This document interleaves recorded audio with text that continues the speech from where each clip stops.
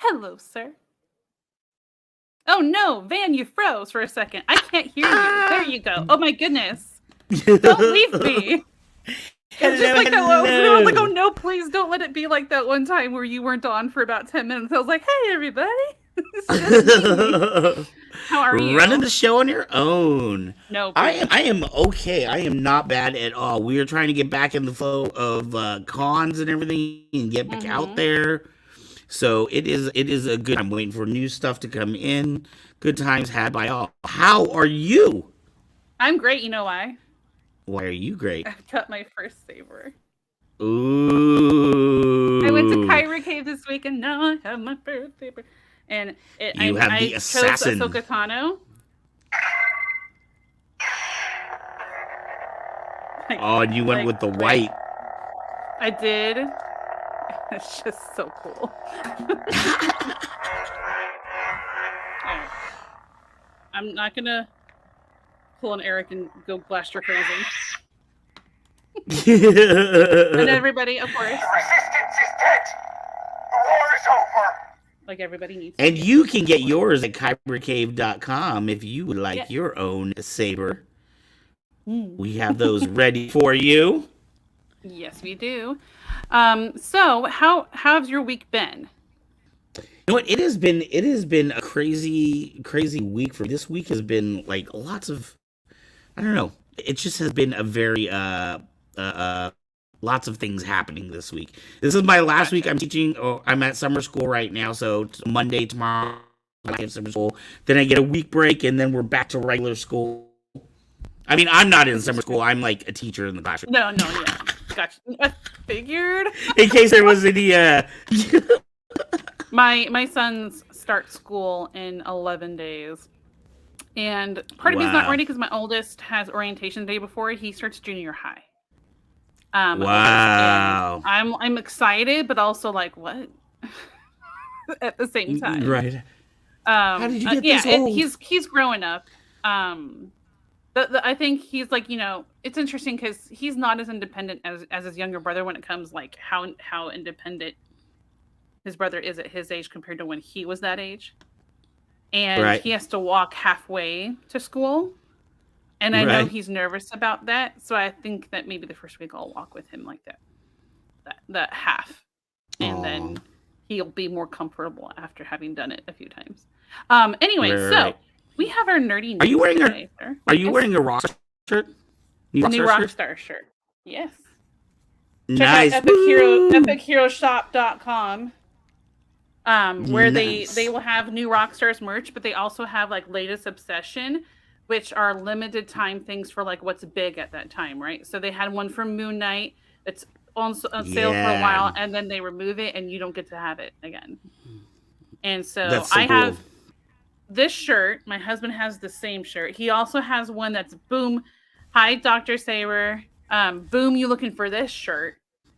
From Marvel. What is that? Oh. My Christmas lights distracted me for a second. This is not the ghost episode.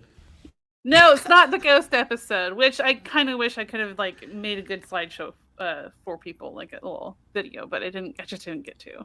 What you can't tell, everyone at home, what you cannot tell is I am bright red under all this makeup. I went to Santa Cruz after having been out Thursday. Santa Cruz. Yes, I went to Santa Cruz all day, and I forgot to put sunblock on my face until about halfway through the day. And so my face is very red. I just have a lot of makeup on. And I told myself while doing my makeup that after the show, I'm going to remove half of it and then send you and Steven a picture. Wow. Of like the difference. But today we have our nerdy news to share, my friend. Woo! Yes, we do. So, I love it. in the news today, Star Wars Summer Vacation Disney Plus is now out, and it seems a bunch of silliness involved, and it's talking about lightsabers on the beach. It looks silly. So I have included Wow. on StarWars.com. I included the link in the description below for y'all to check out. I think it just looks silly. I mean, come on, look, there's a stormtrooper there in a one-piece bathing suit. Right, and Palpatine Yeah, in a little stripy bathing suit. There's so much to look at in that picture. So much. I didn't even know that was going to be a series or a thing on Disney Plus. So it's that's an dope. original special from Lucasfilm and Lego Group that they made. It's a Star Wars Summer Vacation. The other thing in the news, I don't know why I'm trying to sound like a newscaster or like Katherine Hepburn. Andor had a new trailer come out. Woohoo! And it's also been announced to come out September 21st. We'll start with 3 episodes and then subsequent episodes every Wednesday thereafter. Right. So that one I'm really excited. I watched the trailer. I didn't get to watch the new trailer until a couple hours ago in the middle of the said show that we're on. And I was like, oh, that looks so good. It has a lot more detail to what the show is going to be about and a little bit more about Andor's past. So I'm really excited. I'm really excited. And I saw a little bit of kind of like, I don't know if it's behind the scenes with the director talking about Andor, and he was saying that this is the first Disney Plus project to not use the volume. The first Disney Plus Star Wars project. So the volume is that big kind of half room that they use where they can control the lighting. But they're actually out in Scotland shooting, so you get a lot of the big open natural shots in this. And oddly, this one, like that trailer has already garnered some controversy because of one of the guns that are showed in there. I guess there's it looks like an AR-15 or something like that, and some people were freaking out. So, for those who don't know what a volume is, the new kind of version of special effects where a lot of the work is done beforehand. They use it in Mandalorian to make all those cool locations. It's like a bunch of screens that kind of make walls, and it actually in the camera will look like a location that they're at. It's kind of like a VR thing. Yeah, imagine a half-domed room where the whole room is basically a screen, including your sky and all the backdrops. But it's really cool because this is the first time for actors, and actually this would be fun to talk to our guest tonight about too. But it's the first time I know. Oh God, what's his name? Carlos Espinita. The one that plays Grand Moff Gideon. He was saying that it's interesting because typically for an actor. Esposito. Thank you so much. He was saying that typically for an actor, if you have in the first season, the lava flow scene where the 4 of them are in the boat, they're going through the lava, and there's stormtroopers waiting on the outside. Mm-hmm. Typically, if you have 4 actors, all of them have to imagine what that looks like. But this is the first time that all of them could actually see exactly the same thing and actually get that sense of, we are actually in this place. Yeah. So, really I mean, cool. the volume is like a director's dream come true to me. I wish when I was doing video, we would have had something like a volume. I heard a rumor today that Giancarlo Esposito met with Marvel and that he wants to play Prince Xavier. Charles. Professor. Oh, I'm trying to do an X here. My X is looking terrible. Like Professor X. Professor X. I can't take my broken pieces and make an X. They don't cross. Anyway, so there's our nerdy news. Next, sir, we have our flow of the show, which, for those who would like to know, is actually our guest next week. I want to make a... Yes, sir. I want to make a really quick clarification. We were supposed to have, because I sent messages to a ton of people, we were supposed to have a certain guest on next week named Michelle C. Smith. Many of you in the Sabers community will know who that is. She had to back out because of another commitment after she had committed to us. So we actually brought on another absolutely fantastic flow artist in her place. And so this is a video of the artist that you're going to see next week. So if you like this video, you will get to talk to this artist and ask them questions next week. All right, enjoy.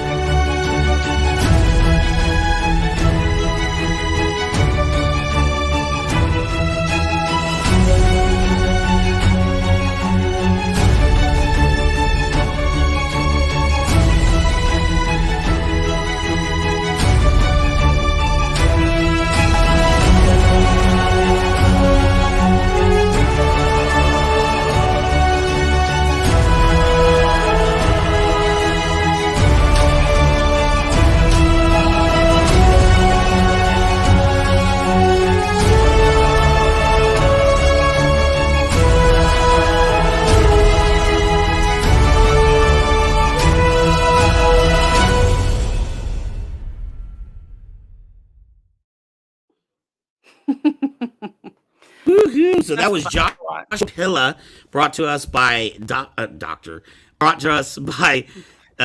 Cephalus, aka James Kaiser. Which you have seen as a flow artist on here as well. Right. Last time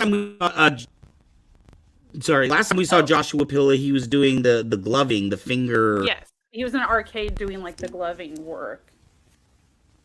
I'm like starting to do those. And that was a really, really neat location. I'm not sure where he filmed that. I didn't check the YouTube video to make sure if it said it or not. But it was a really cool location, so I played with it a little bit. Paul, hello, Paul. What is up, Paul? Out in Iowa, right? Iowa. I know you're in Central. I always get it wrong. Iowa. I think it's Iowa. Alrighty.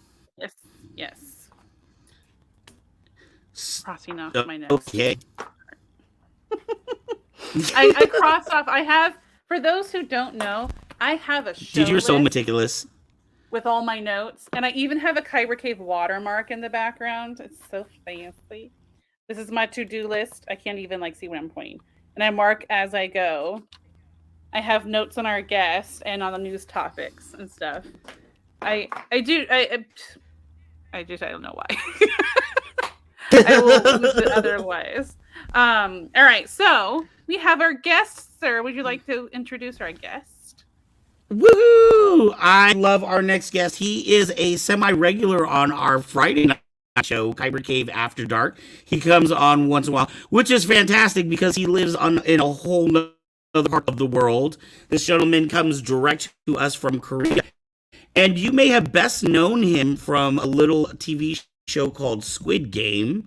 He's been in a number of things, especially if you're living in South Korea. You may know him from several TV dramas and things like that. With no further ado, please give it up for the actor, the director, the man himself, Mr. John D. Michaels. Okay, I just look at it when the film doesn't roll.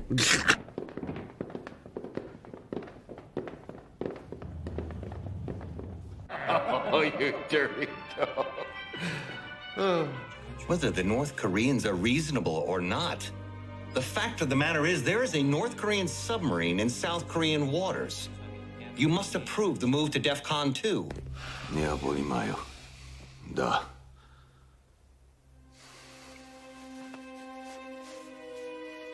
They say that one of their people handled the matter. You know how Agent K was. I'm sure they got the job done right. I just wish I could have finished him off myself. Whoa. Woohoo! How are you I doing? was on the edge of my seat that whole time. Wow. I was too. I've got to see those flicks. How are you doing today, sir? I'm doing well. How about you? Oh, man, if I was any better, there would have to be two of me. All right. Nice. Excellent. So you are in South Korea right now. What time of day is it for you? It's 11:31 in the morning. Woo. All right. Well, I appreciate you On being Monday. on with It's us. Monday here. On Monday, yeah. We are Sunday night here at 7 p.m. So you are ahead of us. I appreciate you being on tonight. Tell us what is I new. mean, I even know. when I lived in America, I was basically a day and a half ahead of everybody anyway. So I'm kind of used to it. Always ahead of the game. Exactly. So you have been on our show before. We had talked to you just after Squid Game had come out, and I know you've been doing projects since then. But I'd like to talk to you about what has life post Squid Game been like for you? Has anything really changed at all? Well, yes and no. Um, it opened up some doors for me, I guess. So I've been getting more auditions in the States, and I have some more like voice work. I've been getting more voice work since then. And here in Korea, there was, I don't know, it was because it was right at the beginning of, wait, when did it come out? It was in the right in the middle of COVID. And we had like a really, really slow period here for all work. And so basically when I could have been making the most hay while the sun was shining from Squid Game, there was a big black cloud of COVID over the entire industry here. So it didn't really help that much in some regards, but basically getting, I don't, for like recurring guest star roles here on dramas and stuff, I generally don't have to audition anymore. For some things, I still have to audition, but for a lot of things, they just call me up and ask me if I'll do something. So, so that's changed a little bit. But other than that, it's basically the same. I mean,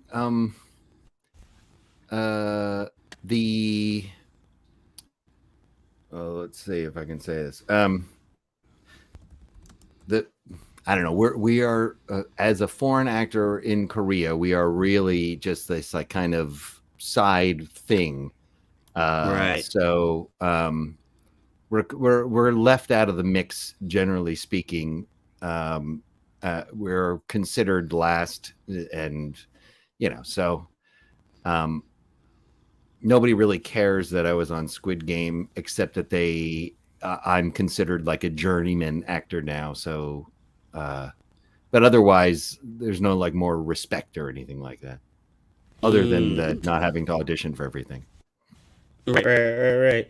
And I mean, do you get recognized from that, or is it more your other work that your series and things that you do on television? Are you more known for that? Well, I'm definitely most known for Squid Game, but that's kind of hard to say because I was wearing a mask the whole time. So by known, they've heard my name before, but they still think that I'm either Jeffrey or Daniel, and they don't know who I am at all. Right. But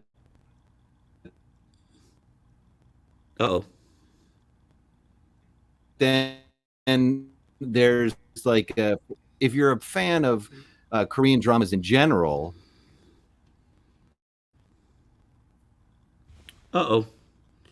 Losing a connection there. All right. Am I back now? There it is. Yep, you are back now. There we go. Last I heard is you said if you're a fan of Korean drama in general. Yeah.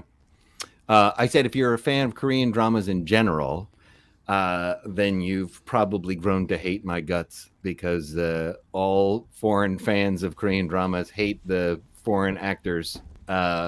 But no, so in those ones, people know who I am.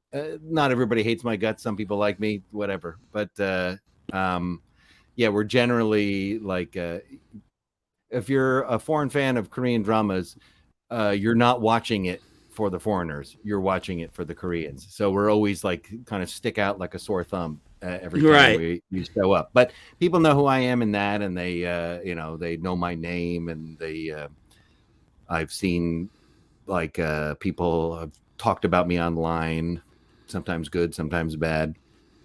I generally don't look at that somebody kind of stuff, imitating you too, right? Yeah, I mean, but that happens. I mean, that you don't have to be on TV for that to happen to you. Anybody on Instagram or social media will get that kind of stuff as well. Right. I guess if you get above a certain number of followers. Now you are. Would you say how many? When you go in for these roles, are there a lot of other American actors or foreign actors that you're competing with, or is it a pretty small pool where you get to know when you go into an audition, you're probably going to see Bob and Mike and Jeff there? So it really depends on the role. Mm-hmm. There will be. I have gone out. It's nothing like if I was auditioning in America. You know, in America, it'd be me against 1,000 or 10,000 or something like that. Here, maybe it's me against 50 or 100, and then if it's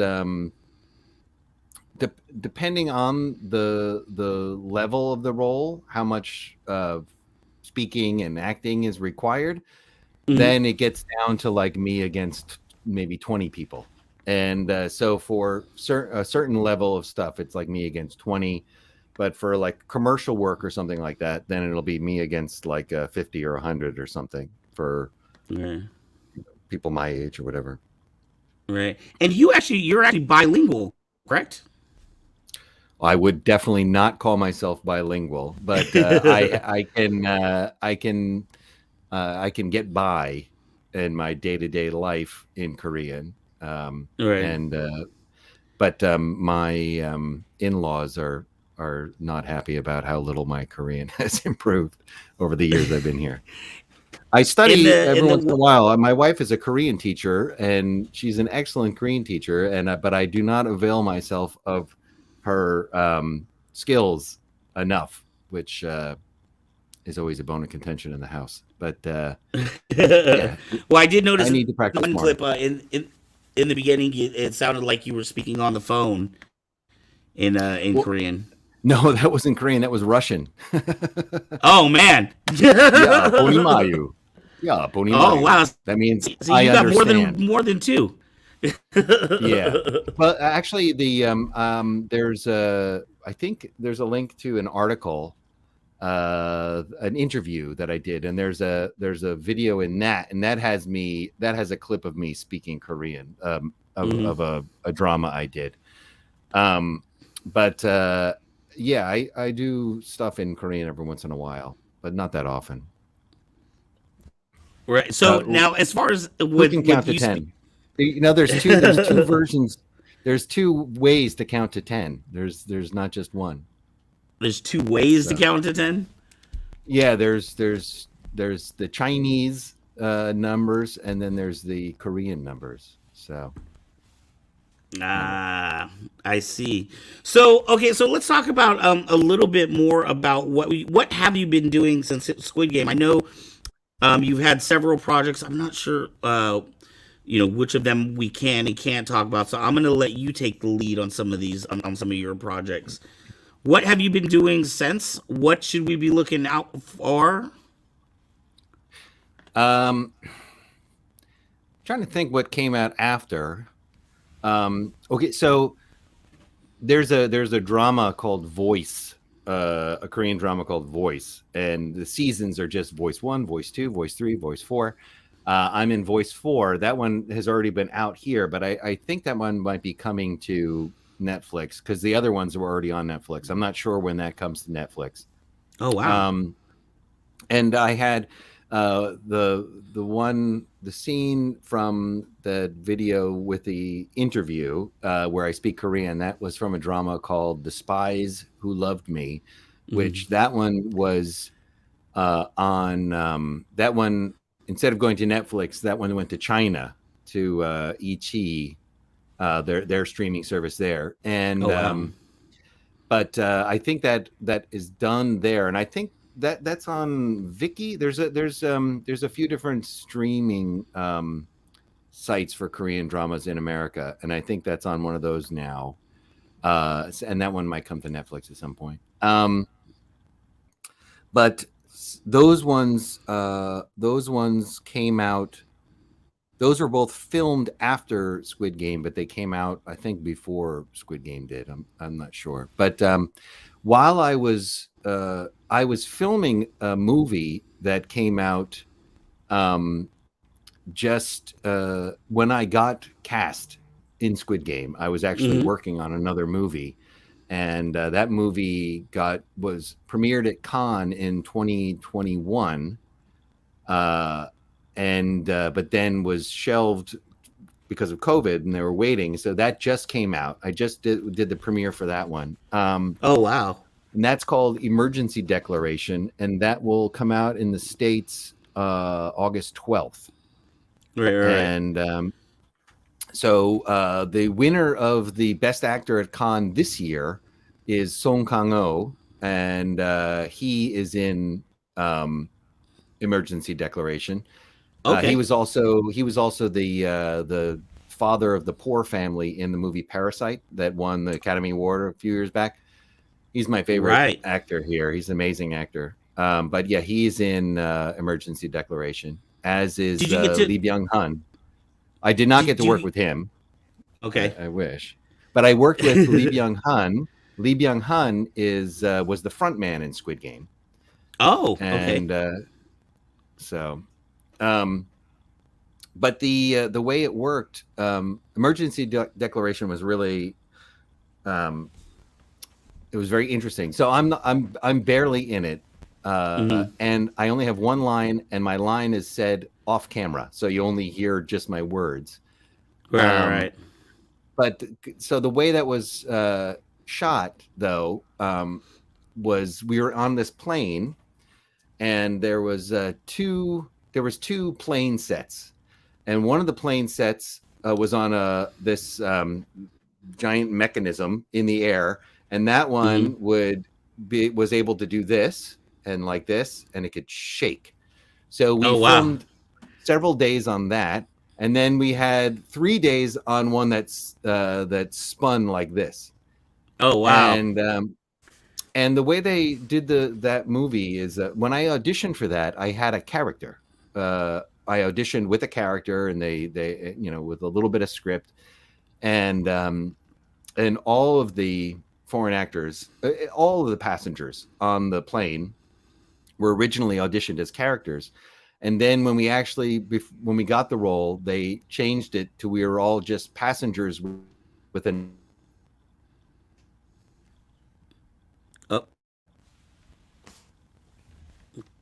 number drop in there. And or I think I was called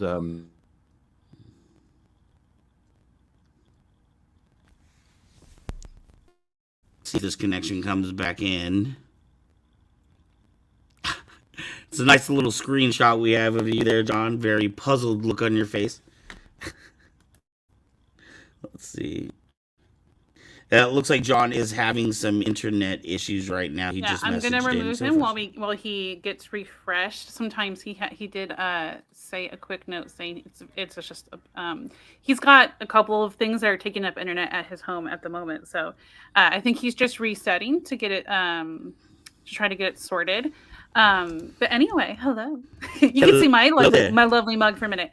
And yes, it was me that said I can count to 10 in Korean, and I kind of wrote it in chat. But when I did martial arts, I did Korean Taekwondo, and it was kind of like it was that way, which I believe is not the Chinese numbers. But I'm not 100% sure. So anyway, Dr. Saber, hi, I was in the store earlier, and I got the Marauder, but swapped the handle. Oh, okay. That's who Dr. Saber is. Well, hello. So good to see you. Yes, we had customers come today. They were looking at some NeoPixels, but those weren't quite ready for them. So we just have recently gotten NeoPixels into the store, and we're able to learn exactly how to use those and get those ready for our customers. So yes. Hello, Dr. Saber. Thank you for tuning in. I apologize for the connection issues that we're having right now. This sometimes happens when we're, streaming people from across the planet or even across the street sometimes. Yeah, no, I mean, it's just everyone's like, for those who don't know, so I stream at my church on the weekends, and we're out in the boondocks, and we don't have broadband internet. We have to use a little hotspot tower, and it's whatever the Oh, cell wow. signal is in the area. So our download can be like 140 megabytes per second, but our Wow. upload will only be 0.2. And it's like, Crazy. what the heck?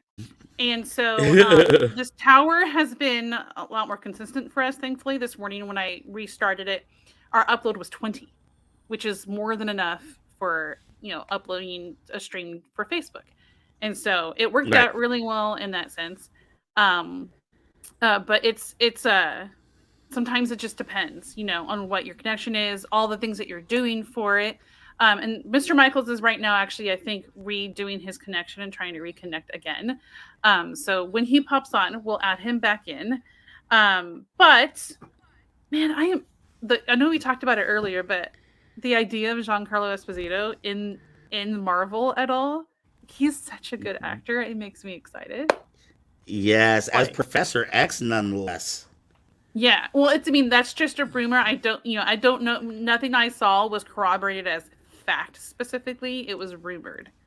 So Right. I don't go off of things unless I see a verified news source reporting. I'm gonna smack my pop filter. A verified news source reporting it, because I have seen so many leaks and things that turned out not to be true. I don't trust any of that stuff. I just don't. Who knows? Even sometimes official reports will come out. Hi, Batmag. No worries. It's okay to be late. Of course. It's better to have you at one point than not at all. That's right. Yes, and so we actually, and people know I'm involved in like the New Rockstars Discord, that we actually don't allow leaks from specific sources. Like even certain websites are not allowed to be posted because all they post are leaks. And stuff. Wow. So like if someone posts something from that site, it automatically deletes their post. Right. Discord bots are amazing.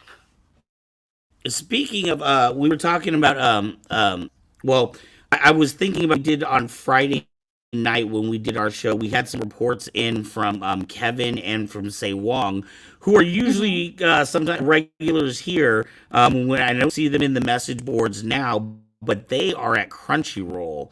And that, oh my gosh, I guess that place is just packed right now. That is the place to be.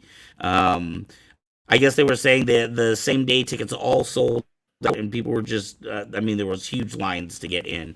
But Crunchyroll is popping right now. I want to say that's in San Jose.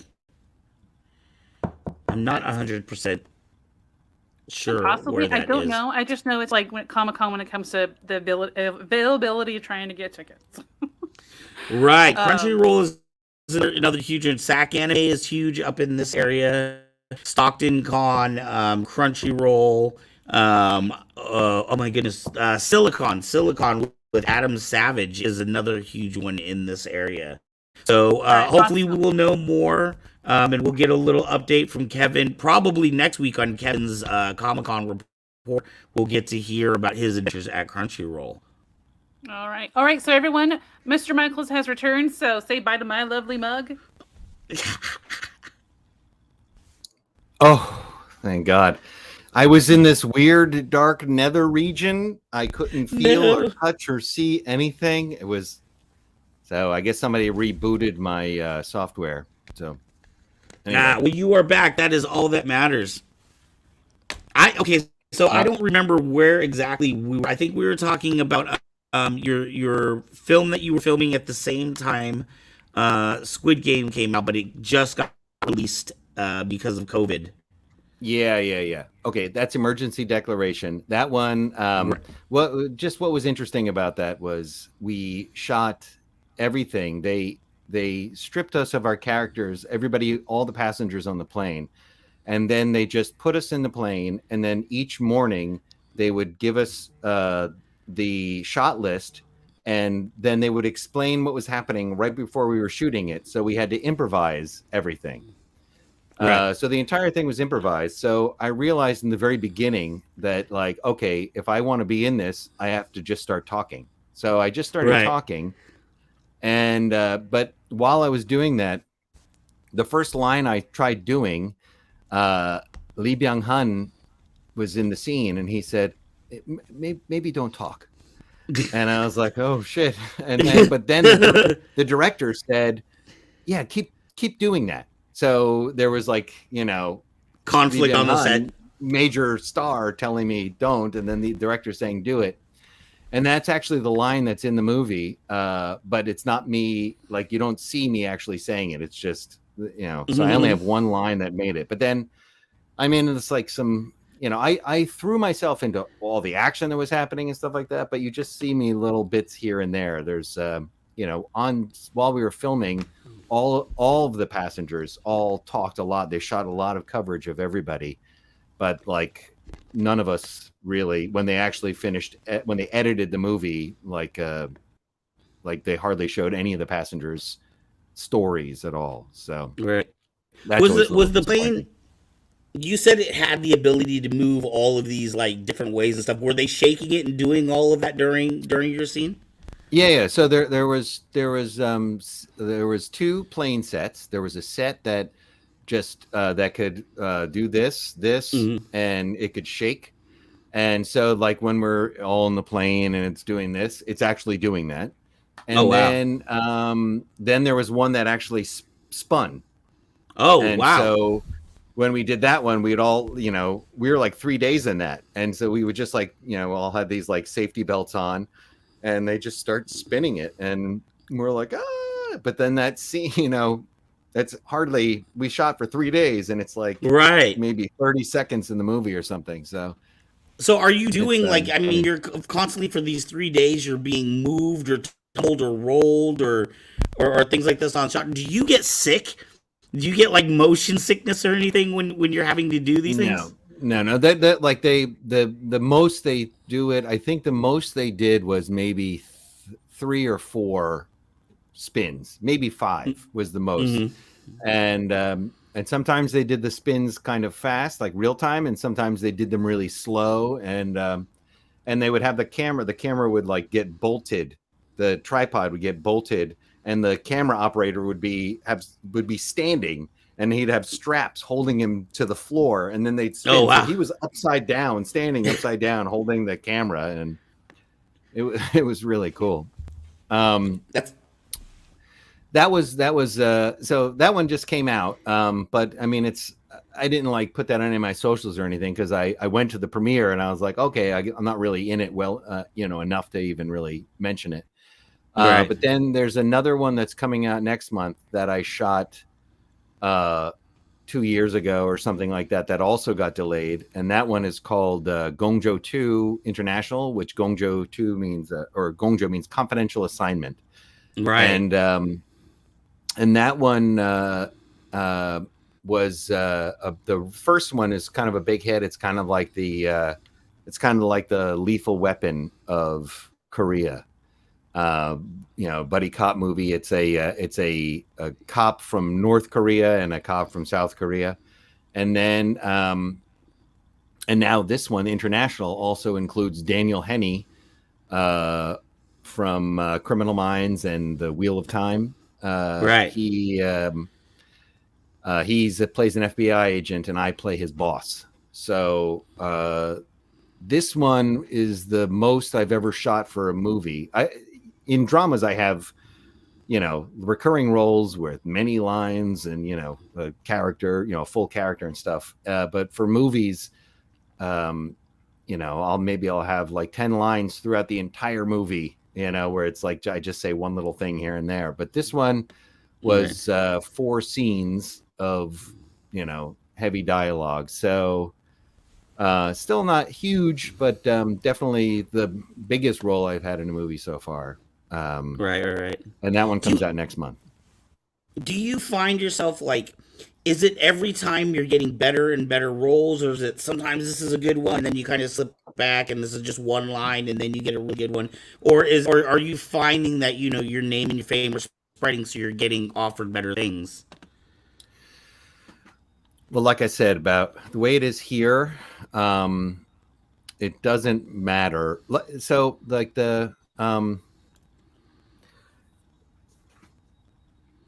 it's like it's never about us. That's always the way it is. It's never about us in terms of like what the show is, or our characters are not the main characters. We are serving the larger story. And so it's like it kind of doesn't matter like my level of fame or anything like that. There's the people that become really famous are the people who are very, very fluent in Korean, and they do like reality shows and talk shows and game shows and stuff like that. But even so, you kind of have to have this like character, like your persona is like all about how much you love Korea. It's like very like kind of propaganda-ish in that way. Wow. So that's always a little weird. But I mean, I love Korea though, so it's not that unusual. And I'm sure all those people who are into it also feel the same way. I mean, we're all here for a reason. So right. And we have a question here. Do you have yeah. favorite genre? Comedy, drama, Mezzo jumping action, in, etc. I don't know if I have a favorite. The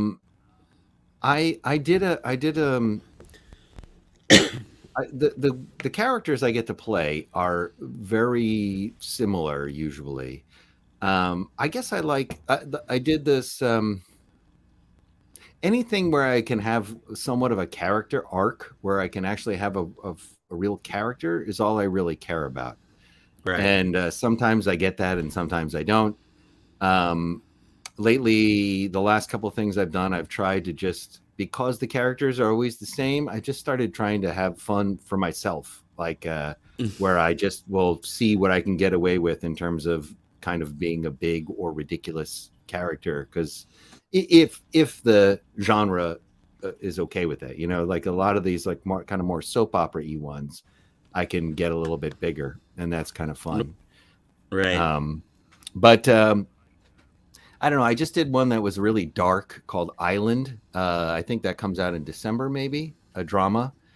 And I just had a couple scenes in that one, but it was the character is very. I can't get into what he does, but it's very dark and disturbing. But that one there was like a certain like kind of stillness to the character that you had to do, and that's always kind of fun to do. Like it's an enjoyable thing to kind of, when the cameras are rolling and it's a loud set or whatever, and then everything suddenly gets quiet, and if you can get to a place of stillness in the middle of all that always kind of feels kind of cool. I don't know, it's like it's like going to like the bottom of the deep end in a pool, you know what I mean? Right. When you're sitting down there, I used to love that when I was a kid, going down to the bottom of a pool and just like sitting down there, like meditating. And it kind of feels like that. And I really enjoy that. But comedy is fun. And speaking of comedy, we were talking about a project that you had done with your friend about wrestling and a character that you got to create there. Mezzo, do we have that little video clip there? I don't know if Mezzo heard me. She's in the background. You created. Let me talk about it for a second. So, well, there's a group here called Pro Wrestling Society, PWS, and everybody should check it out.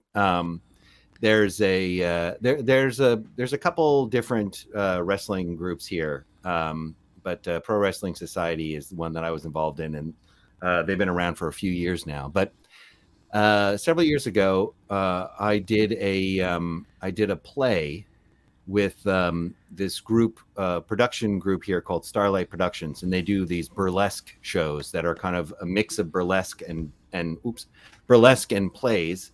And they did one that was kind of inspired by the TV show Glow, about wrestling, about women wrestlers. And so I played the Mark Maron character in that, except I was also kind of really over the top. And if Mezzo ever gets back, we'll see the picture of that. But there we go. It looks like I think we're loaded up and ready. There we go. Yeah. Show the other one, the Jesse Valentia, like the close up, the production, the promotion. There we go. So I'm digging the hair character. Yeah. So that was, and I would put on what do you call it? Eyelash mascara. That my Right. beard and mustache and eyebrows is all mascara that I would do before every show. And so in that one, I also did some wrestling and stuff. And our trainer in that, his wrestling name is Shio, and Shiho trained us, and I wrestled with Shiho in that show, and with Joe Kung O, and they were they decided, he said afterwards that he wanted to start a wrestling group, and he asked me to be the owner. So then I have an alter ego called Terrence McAvoy, and yeah, I think they're making a new documentary about it now. So there's Shiho sent it to me, so I wanted to share it here. Just show a little bit of it if you want. Do you have that clip? Yeah. There we go. There we go.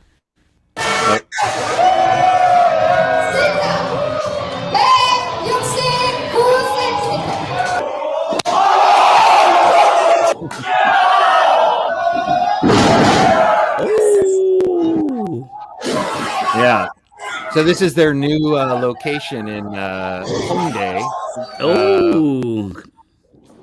If anybody's in South Korea, if anybody's in Seoul, they started performing in this kind of like a nightlife neighborhood called Hongdae. And it looks like a pretty packed crowd there. Do people love wrestling in Korea?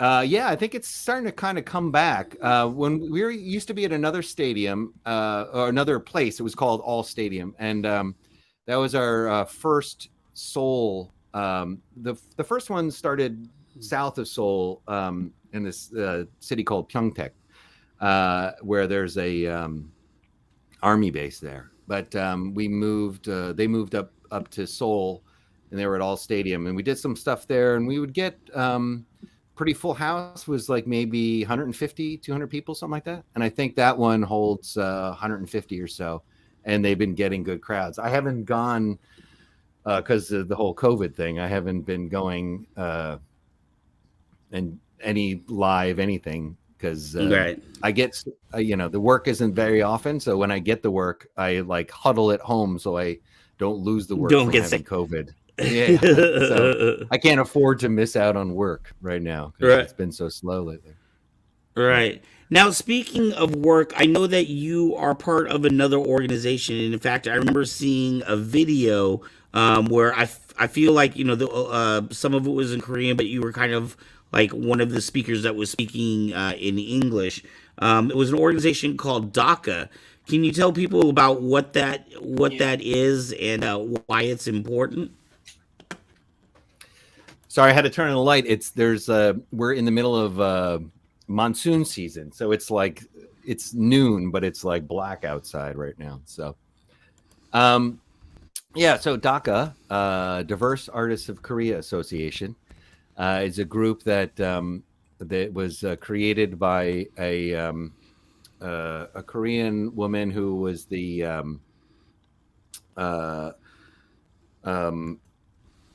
I guess it was I'm not sure if she's still there or not, but there's like an arts council here that she was a member of, and she also has a theater group. Gyeongju, Park Gyeongju is her name, and she was very concerned. She worked with a lot of foreigners, and she was very concerned with how foreigners were being treated, foreign artists specifically, and that there was no protections. And so she led a forum. She had a forum about talking about artists' rights and protections, and I made some comments on that about the situation as it is for our industry. And then they asked me to talk about it, and so I participated in that. And there's the thing is that there's a lot of issues that affect all artists here. So they affect everybody. They affect Korean artists and foreign artists.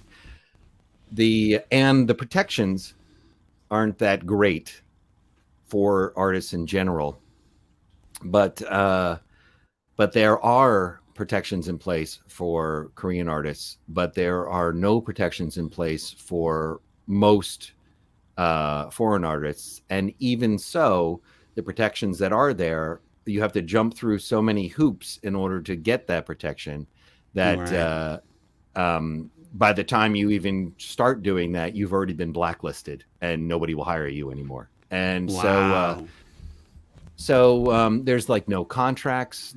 You get very, very, very rarely do you ever see a contract for anything you do here. Now, this has been a problem, like I said, for Korean artists as well. But there's a new law that's coming out that's supposed to be closing all these loopholes and protecting Korean artists. And but the language in the law, if I can get technical for a second, the language in the law is specifically talking about Korean artist, defining an artist as a Korean citizen.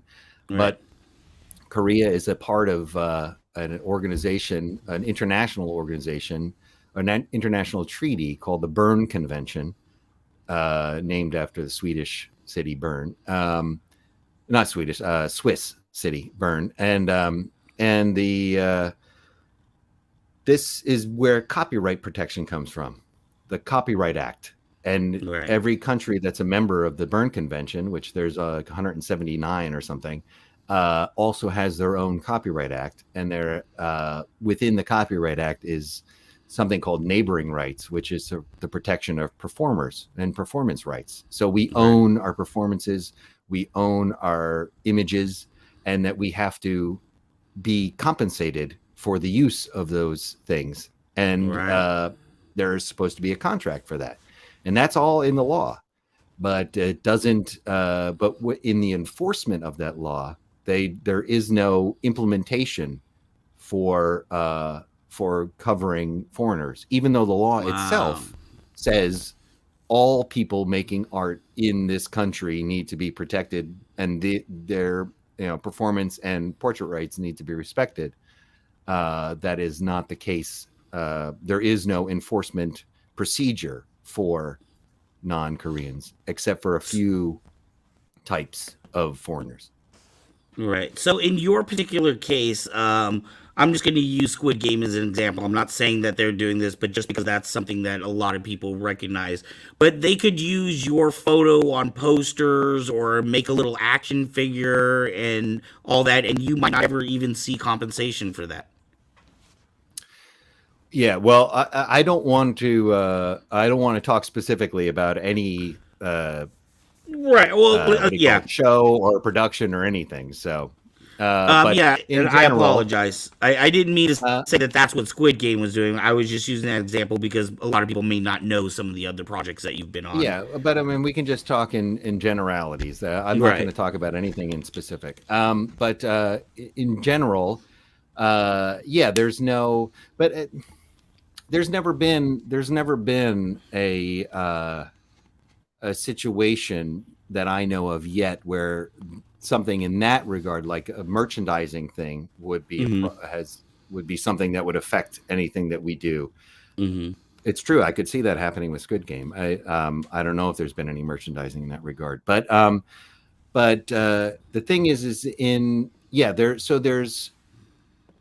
Once again, I'm getting technical here, but there's something called usage, and that is the use of your image, and there are specific definitions. Like the usage is the platform. Is it on TV? Is it on internet? Is it in a movie? Is it on a billboard? And then there's the term. Is it 3 months, 6 months, 1 year? And then there's the region. And then there's something called conflict or exclusivity, and that is if you're doing like a car commercial, does this mean that you're not allowed to do any other car commercials for the next whatever, and like you have a locked out exclusive contract then.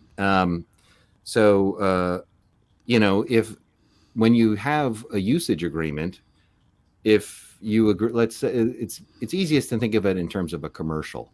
So if you do a commercial and it's they do a 1 minute spot that's airing on the internet, and then they decide to do a 30-second spot, that new 30-second spot is a new video. You're supposed to get compensated for that. And then if they decide to use that in a different region, you're supposed to get compensated for that. If they then decide to put that on TV, you're supposed to get compensated for that. But generally speaking, since we have no contract and the usage is so poorly defined, if defined at all, there will find stuff that's like, where they've made different spots. We'll find something on the internet or something, or somebody will say like, "Hey, I saw you on TV and, in this commercial." And it's stuff that we've never heard about, and we're never told about, and we're never compensated for. So. Wow. Now, okay, so you were talking about how these rights, a lot of these are supposed to be international, and they're buy to buy by over 100 different countries. From where you are in Korea, like, do you ever audition for, say, French movies? Like, do you do auditions over the internet, or do you do American auditions? And how does that work? Are the laws still the same, like, or does it change from country to country? Well, the that agreement that I was talking about, the Berne Convention, that is 179 countries, and I think there's only like 190 something countries in the world. So it's like basically everybody. So anywhere you go, you're going to be covered by these protections. I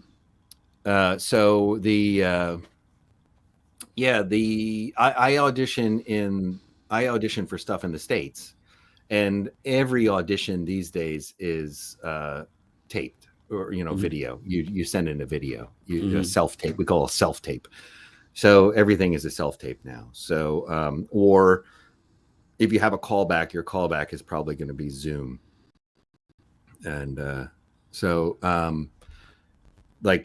I haven't gotten to a final stage yet in America for an audition. It's such a, you're playing the lottery when you're auditioning. So it's you have to be the exact fit for whatever it is they're looking for. Right. Do you ever try with other countries, or is it do you work primarily with Korea or American projects? I just do only Korea, basically. I mean, like I said, I've been auditioning in the States.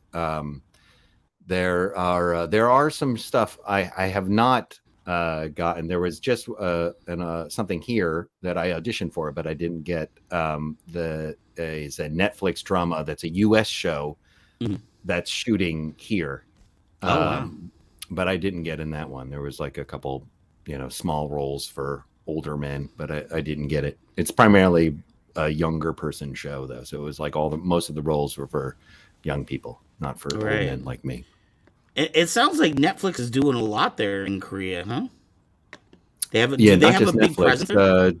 Disney is also. Netflix is the biggest. So when I said Punimayu, that one that you were saying, I was speaking a different language.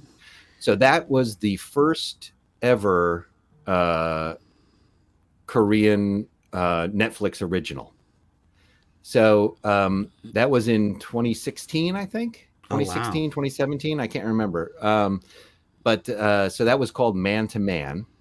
And it's kind of interesting, actually. So I was playing a Russian billionaire. And we actually filmed most of our scenes in Budapest. So I went to Budapest.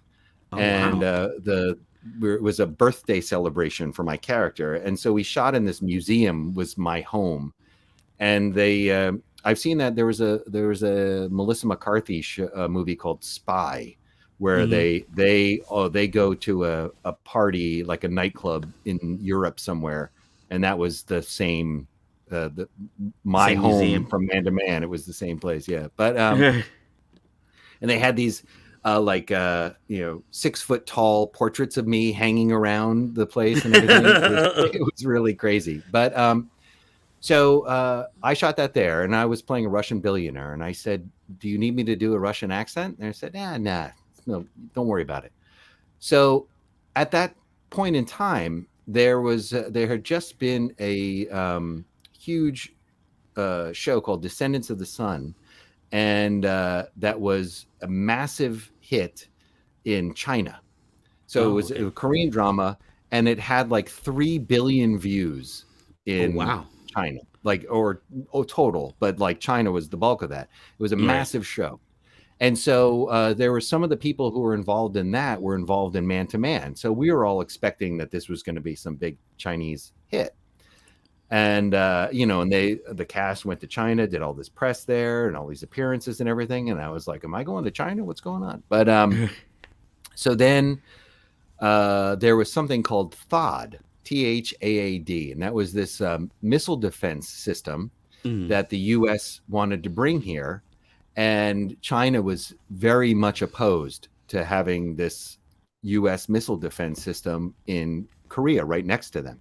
Right. So as a result, China made this block of all cultural stuff coming from South Korea.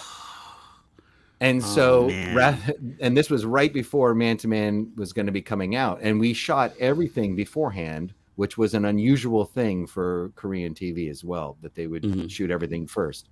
So, so they ended up selling it to Netflix, and it would air here and then go on to Netflix an hour later. So it was like this, that was the first time where it was like kind of simulcast and going all over the world and everything. Right. And yeah, so there was another show that had been out like a few years earlier that was on the platform, that was a Korean show, but this was the first like Korean, Netflix original, first time premiering, was on Netflix as well. And now, of course, because they thought it was just going to be showing in Asia, they didn't care that I wasn't doing a Russian accent.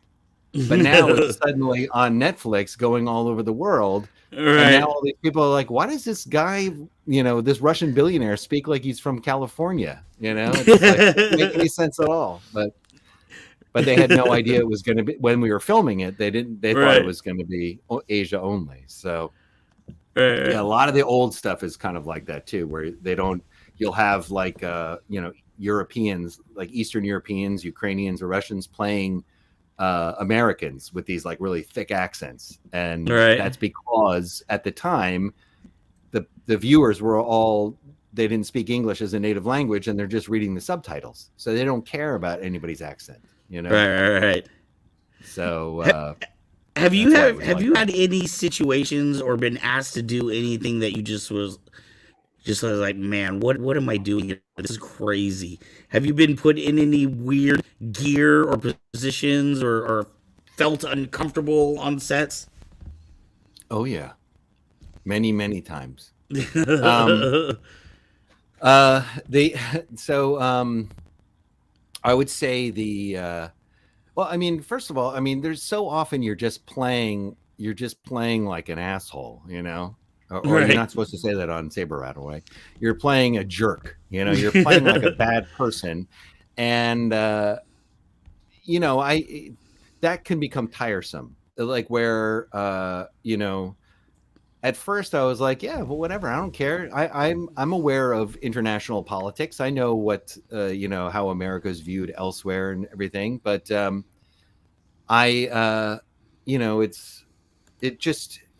it starts to feel like, is it possible to play, a normal person or a not evil person every once in a while? That would be nice. Right. But specifically like physical harm. I did this scene from a movie where I was I was just like a background extra, or like an image extra, they call it here.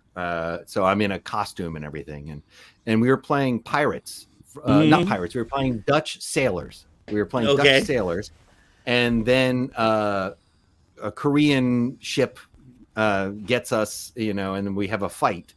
So I don't know if they're Korean pirates or whatever, but we get attacked. So we're on this boat, this big wooden fake boat that's like in the air, so it can kind of move around, and they're filming all around it. So it's like a life-size boat, and it's made of wood, and they would wet it all down so it's like slippery, and then they would take rags soaked in gasoline, and they would just put them different places of the ship, and they would light them on fire. Right. And then they gave us all metal swords. Now they're not sharp, but they're still metal. Right. and they have a point on them. And they would say, okay, when we say action, you guys run this way. The Koreans are going to come in this way, and then just start fighting. And then somebody die, you know? And Right. so they'd say action, and we'd run, and people are slipping because it's all wet, and they're fighting, and people are getting hurt left and right. A few times the fire like was out of control, and everybody's like panicking. And at the end of it, they were filming this drone shot of us all dead on the deck, and they had just taken like a fire hose kind of thing, like a fire extinguisher, but it was filled with gasoline, and they're spraying it on the sails, and then they light the sails on fire, and then they have us lie down, and I'm lying down right underneath this burning sail. Right. And while this drone is flying around filming us, and we'd been filming all night. This was like maybe 5 a.m. at this point. Like the sun is just starting to show, like the sky is just starting to lighten up a little bit. And I'm watching this flame above my head, and I was like, I've got to get out of here. This is not looking good. And finally, I couldn't take it anymore. It was getting too scary, and I just got up and I walked away. And as soon as I walked away, this chunk of sail just went and just landed right where I had been, burning. Oh my God. Like burning piece of sail just landed right where I had been lying. Wow. So, there's things are not quite that. This was several years ago, and things are much more safety oriented now. But Right. things change really, really quickly here. So, but that was crazy. And then when I saw the movie, it was like the opening scene basically, and it was like 2 seconds long, and none of that was in the movie. So it's like so it was all that danger was like basically for nothing. For nothing. We have another question here, and then we're gonna start getting wrapped up here in a minute or two. But the question was, do you have any favorite characters you portrayed? Yeah, I think there's there's two things I can think of. So I also do theater here, and I did on my YouTube. There's my scenes from this play. It's called "Hello, My Friend," and I play this like 90-year-old man. So I had like white hair, and I have a cane, and I walk like this. And I talk like this. and that one is primarily in Korean as well. It was a full Korean cast, except for me and another guy who played me my character when he was in the Korean War. And so I'm playing the older guy. And that one, I recommend people watch it on my channel. You can find it. It's the Grandpa William video. And I really loved that. That whole experience was so wonderful. Like the rehearsals. I love doing theater. I love being able to do a character that you can really kind of sink into and everything. And that character was like that.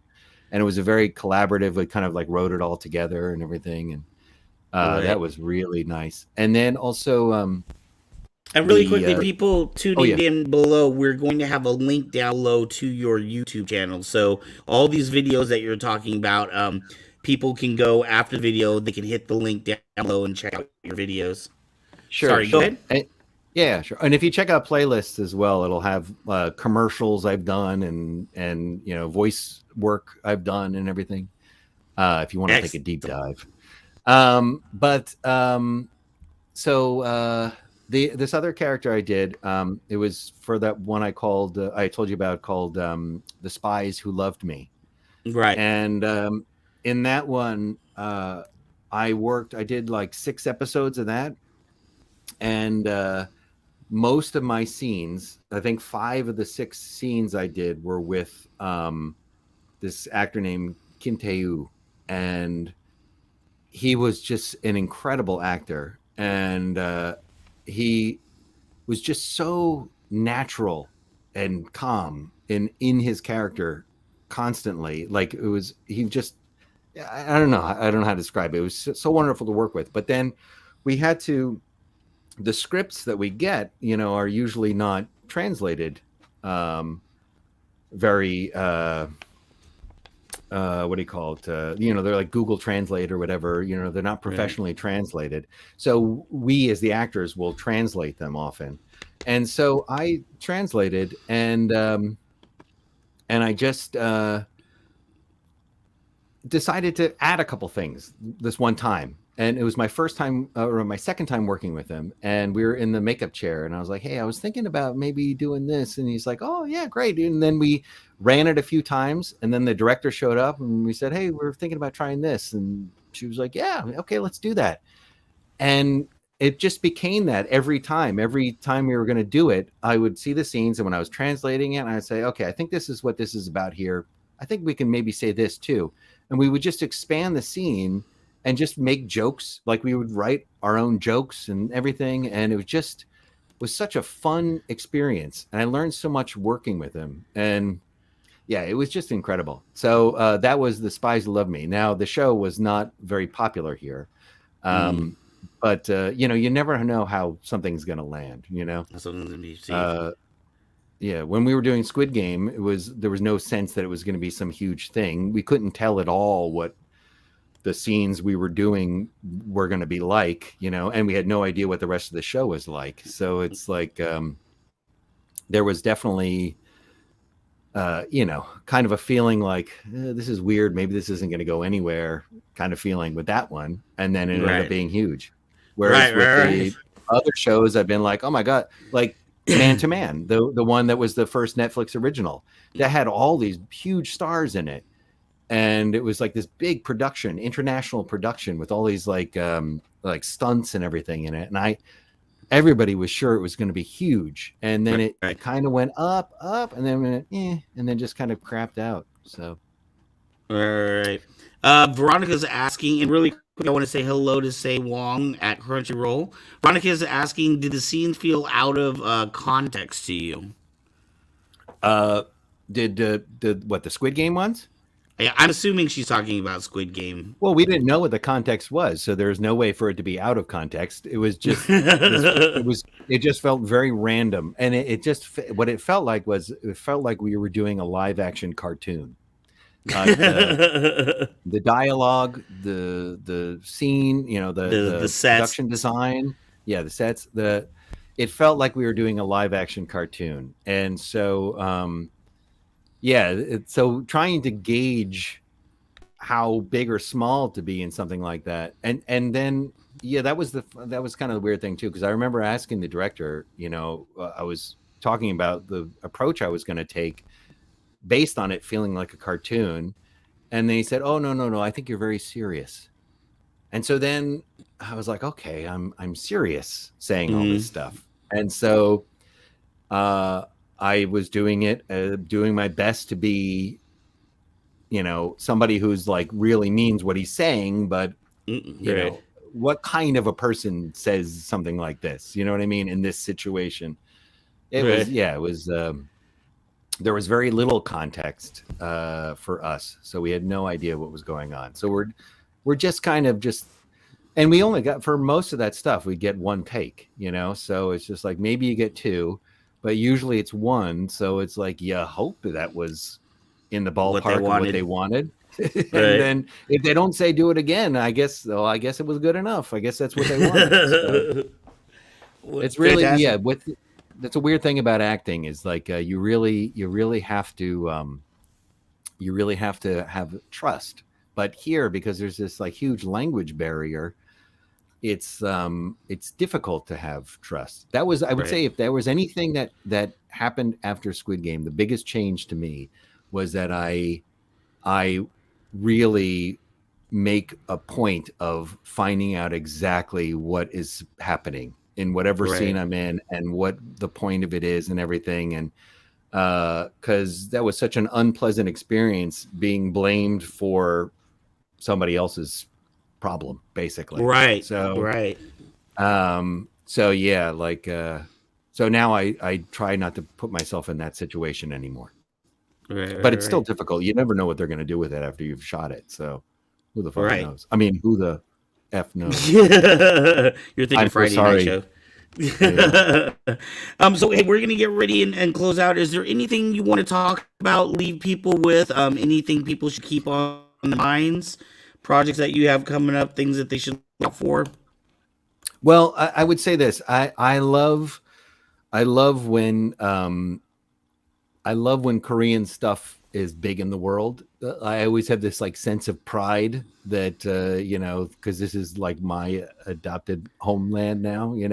Right. So I'm always happy when people are embracing Korean dramas, Korean culture, whatever. So that's always very exciting to me. So even though I'm barely in Emergency Declaration, I think everybody should go see it.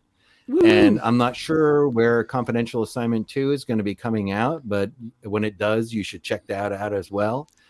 All Korean, there's a few new Korean things on Netflix now that I'm not in, but that my friends are in, like Carter is coming out, is out now, I think. And so just keep, going for the Korean stuff. I love all that when people are supporting it. But also, I will say this. I am looking to come over to do some conventions and stuff. And I always love working with new directors or young directors. And if anybody's got anything that they're shooting somewhere in America, and I'm always interested in working with people on their way up. That's where you get to do the most exciting stuff. So wonderful. So if there are any directors or writers or screen makers out there, please keep John in mind. He is happy to talk to you. All right, Mr. John D. and for Michael. voice work too. And voice Sorry. work too. Yeah. Make sure to check out that link down below. Make sure to check out that link down below, and you'll be able to see the variety of different types of work that John does. He definitely is not someone that can be put into one little box. You're also a fantastic director and writer as well. Much. So people can check out that other work. John, thank you so much. I appreciate you always. I appreciate getting to have you on random Friday nights when we get you in. You are always a joy to have. And it's good to talk to you here. And I hope everybody gets out there and support all that you do and all those fantastic new Korean shows that we have come to Netflix. Excellent. Thank you. Thank you. Bye, everybody. When on earth is he coming? He said he'd be here today. If Ryan does not come today, then why am I here? Why so dramatic, dear? I'm not being dramatic. You're wasting my time. I'm waiting for the... Oh, now there's a poetic ending for those two. Hell hath no fury like a woman scorned. Another student of the Bard. I had no idea. Actually, it's not Shakespeare. It's Congreve. William Congreve. I like you better when you don't talk. She thinks it's ridiculous. Ridiculous. You see that ball speed and you come at us with an offer of just 500,000?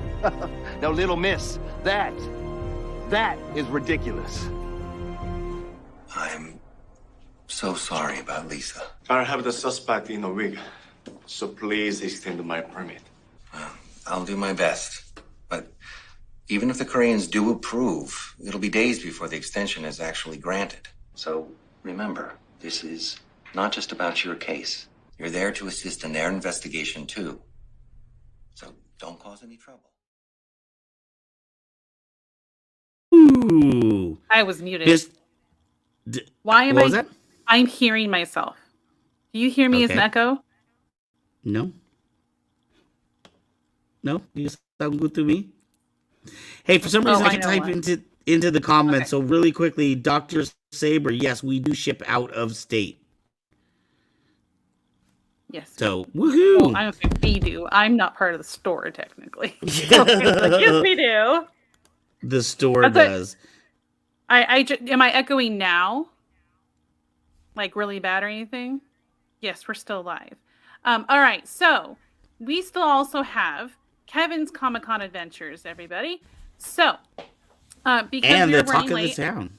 And Talk of the Town. So since we're running late, we're going to kind of get those in there. Jump into it. All right. So, Kevin. Hello everyone, this is Kevin Hogan from Northern California with another episode of California Comic-Con Adventures. On the weekend of Saturday, July the 30th, 2022, League of Heroes Inspired went to some charity events there at the West Sacramento Elementary School.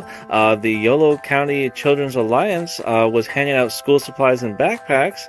So I myself there as Dr. Octopus along with Sacktown Spidey, Wonder Woman, and Supergirl there. We're up there at the elementary school handing out school supplies there to cars as they drove by, waving at kids in the windows there. It was a really nice time for them there.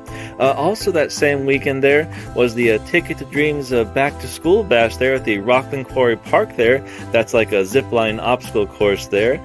We also had our Hawkeye there, Paw Patrol, and others there walking around there as kids were assembling their school backpacks. It was fun there. And also that same weekend there, on July 31st, Ohana Comic-Con was in Modesto there, so we got to see their cosplay contest there, and lots of fun friends come out there. It was lots of fun getting to see all the cool vendors going off all their cool stuff there. And for those of you interested in upcoming events there, Stockton Con is coming August 13th through the 14th, the weekend, to the Stockton Con Arena there, so definitely want to look forward to seeing that there this weekend there. And also, Ohana Comic-Con is going to be returning to the Fremont area there on the weekend of Sunday, August the 14th there. Well, thanks for watching. Hope you enjoyed the picks, and see you out there at the next Comic-Con.